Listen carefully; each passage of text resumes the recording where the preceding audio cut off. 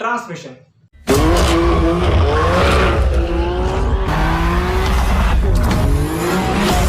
Gearbox. जी हाँ दोस्तों, आज का वीडियो होने वाला है ट्रांसमिशन और गियरबॉक्स के ऊपर।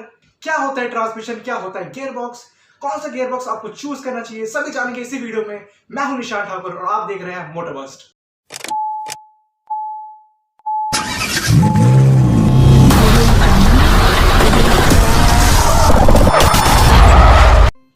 पहले बात करते हैं ट्रांसमिशन की। ट्रांसमिशन होता क्या है? जो हमारा इंजन होता है वो एक्चुअली पावर प्रोड्यूस करता है। वही पावर जब सब मैकेनिकल डिवाइसेस से होते हुए हमारे व्हील्स तक पहुंचता है, इसी को हम पावर ट्रांसमिशन कहते हैं। अब ये जो मैकेनिकल डिवाइसेस होते हैं, इन्हीं में से एक होता है हमारा गियर बॉक्स, एंड जनरली हम गियर बॉक्स को ही ट्रांसमिशन कह देते हैं। अब देखते हैं कि गियर बॉक्स क्यों यूज करते हैं। मान लीजिए आप अपनी कार को 10 की स्पीड से चला रहे हैं और जो आपका आरपीएम है वो 1500 तक दिखा रहा है। यू देन एक्सीलरेट एंड आप 20 की स्पीड में पहुंच गए, एंड जो आपका आरपीएम था वो अब होके 2000 तक आ चुका है। फिर आप चाहते हैं कि आप 80 की स्पीड पे जाए, आप फिर एक्सीलरेट करेंगे और आपका आरपीएम इस बार 4000 5000 यहां तक रीच कर जाएगा। अगर आपको ट्रिपल डिजिट नंबर्स पे क्रूज करना है तो आप एक्सीलरेट तो करते रहेंगे, जो आपका आरपीएम वो बढ़ता रहेगा। लेकिन जनरली क्या होता है, जो हमारी कार्स आती है उसमें मैक्सिमम 8 to 9000 आरपीएम तक का रेंज होता है। ऐसे तो चले तो आपकी आरपीएम तो बढ़ती रहेगी। इसके दो नुकसान है। पहला कि आपकी जो इकोनॉमी है बिल्कुल कम जाएगी, और दूसरा जो आपका इंजन है उसमें ज्यादा स्ट्रेस पड़ेगा, जिसके कारण आपको टाइम टू टाइम उसकी सर्विसिंग करानी पड़ेगी या तो इंजन चेंज करवाना पड़ेगा, जो कि पॉसिबल नहीं है। इसीलिए गियरबॉक्स को इंट्रोड्यूस किया गया ताकि जो हमारी आरपीएम रेंज है वो एक लिमिट तक सेट रहे। अब देखते हैं गियरबॉक्स कितने टाइप्स के होते हैं, कौन सा आपको चूज करना चाहिए। पहला आता है मैनुअल ट्रांसमिशन। बरसों पुराना ट्रांसमिशन है, सभी इसे यूज करते हैं। इसमें आपका 3 पेडल सिस्टम होता है, जिसमें आपका ब्रेक, एक्सीलरेटर और क्लच होता है, एंड एक शिफ्टर होता है जिसमें आप मैनुअली गियर शिफ्ट करते हैं। सारे कंट्रोल्स आपके हाथ में होते हैं, आप ही डिसाइड करते हैं कि कौन सा गियर कब शिफ्ट करना है। ओवरऑल देखा जाए, you are the only brain of the car. अब अगर इसके एफिशिएंसी की बात करूं तो मैनुअल आपको सबसे ज्यादा एफिशिएंसी देता है, क्योंकि सारा कंट्रोल आपके हाथ में होता है। आप चाहे तो मैक्सिमम एफिशिएंसी निकाल सकते हैं, या तो ज्यादा रेड लाइन करके आप एफिशिएंसी को कमा भी सकते हैं। अब अगर इसके एडवांटेज की बात करूं तो काफी सस्ता होता है ये, जिसके कारण जो कार की ओवरऑल प्राइस है वो भी काफी कम हो जाती है। बहुत ही रिलायबल होता है, एंड जो इसकी मेंटेनेंस है वो भी काफी मिनिमल होती है।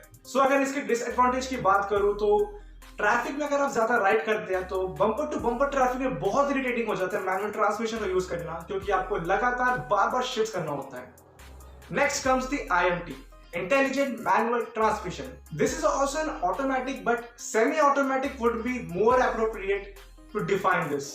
इसमें आपका 2 पेडल सिस्टम होता है, दैट मींस नो क्लच, लेकिन आपका एक मैनुअल शिफ्टर होता है। अगर मैं इसकी वर्किंग की बात करूं, इसमें एक्चुअली जो शिफ्टर होता है उसमें एक सेंसर होता है एंड एक एक्चुएटर होता है। सेंसर क्या करता है, जब भी आप गियर चेंज करने जा रहे होते हो, देन जो हमारा गियर का ट्रैवल होता है, जो गियर चेंज करके ट्रैवल होता है, सेंसर उसको सेंस करता है, एंड एक्चुएटर क्या करता है, उसी वक्त क्लच को एंगेज या फिर डिसएंगेज कर देता है, एंड इससे आपका गियर शिफ्ट हो जाता है। एंड ये ट्रांसमिशन आपको मैनुअल के कंपैरिजन में 20 से 25 हजार ज्यादा महंगा पड़ जाता है।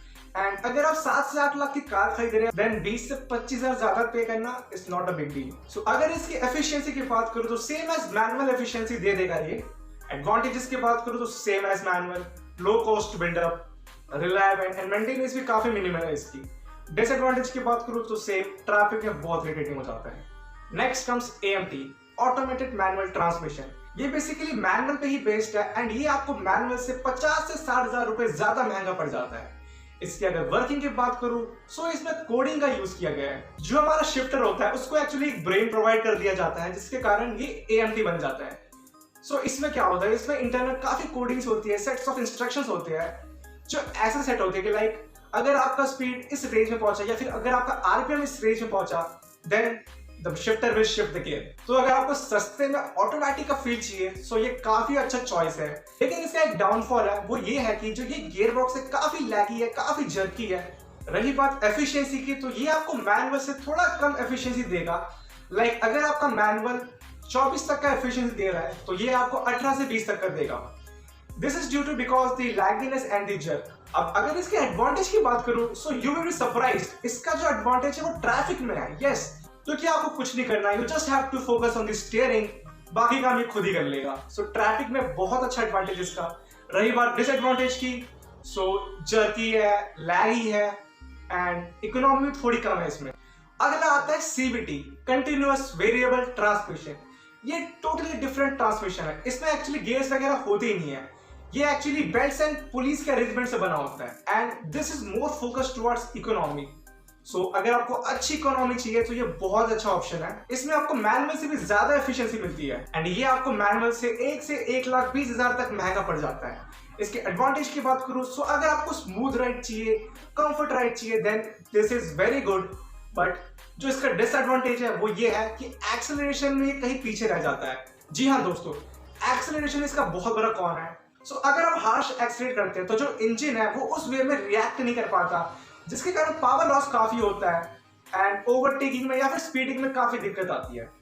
Next comes DCT, dual clutch transmission. ये काफी एडवांस सिस्टम है। इसमें एक्चुअली दो शाफ्ट्स यूज होते हैं, one is for your odd gears like 1, 3, 5, 7 and another one is for your even gears like 2, 4, 6 and reverse and this is performance oriented। आपके shifts बहुत तेज होते हैं, like सेकंड्स के अंदर आपके शिफ्ट्स हो जाते हैं। हाँ, माइलेज थोड़ी कम जाती है बट परफॉर्मेंस चाहिए अगर आपको, then this is a very good choice। रही बात इसके एडवांटेज की, सो फास्ट शिफ्ट्स, लैगिनेस बिल्कुल जीरो है।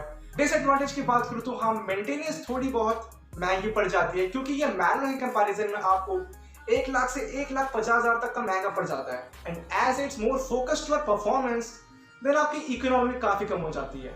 Last but not the least, torque converter. जी हाँ दोस्तों, पहले जो ऑटोमेटिक ट्रांसमिशन होते थे वो यही थे, लेकिन अब इनका नाम चेंज कर दिया गया है टॉर्क कन्वर्टर में and as the name suggest torque converter, so इसका काम बेसिकली टॉर्क को बूस्ट करने में होता है। एंड टॉर्क कन्वर्टर अपने आप में बहुत ही टेक्निकल है, इसमें बहुत सारे टेक्निकल पार्ट्स हैं बट हम इतना डीप में नहीं जाएंगे। मैं अगर बेसिक में बताऊं आपको, सो इसमें एक्चुअली टरबाइंस का यूज किया जाता है। एक टरबाइन आपका फ्लाईव्हील से जुड़ा होता है, एक टरबाइन आपका गियर बॉक्स से जुड़ा होता है एंड ये फ्लूइड प्रेशर से वर्क करता है एंड ये गियर बॉक्स भी परफॉर्मेंस ओरिएंटेड है, सो आपकी इकोनॉमी इसमें काफी डाउन हो जाती है। So these were all the transmissions और you can see the gear box. So अगर कंक्लूजन की बात करूं, सो अगर मैं मैनुअल, आईएमटी या फिर एएमटी से चूज करूं, सो IMT is a very good choice.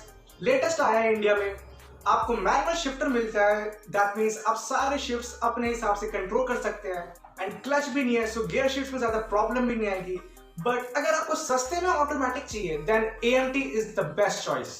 रही बात CVT, DCT और टॉर्क कन्वर्टर की, सो मैं आपको रिकमेंड करूंगा DCT क्योंकि काफी एडवांस सिस्टम है, परफॉर्मेंस ओरिएंटेड है, सो लैगिनेस बिल्कुल भी नहीं है एंड शिफ्ट्स आपके बहुत तेज होते हैं। लेकिन अगर आपको बहुत अच्छी इकोनॉमी चाहिए, बहुत कंफर्ट राइड चाहिए, then you can look for CVT2। So that's all for today. इसी के साथ वीडियो को यही एंड करते हैं। वीडियो अच्छी लगी तो लाइक जरूर कर देना, कमेंट जरूर करना कि आप और कौन कौन सी वीडियो देखना चाहेंगे and I will make sure to make them out. And अगर चैनल को सब्सक्राइब नहीं किया तो सब्सक्राइब कर लो, बेल आइकन दबा दो। मैं मिलता हूं आपसे अगली वीडियो में। टिल देन, जय हिंद।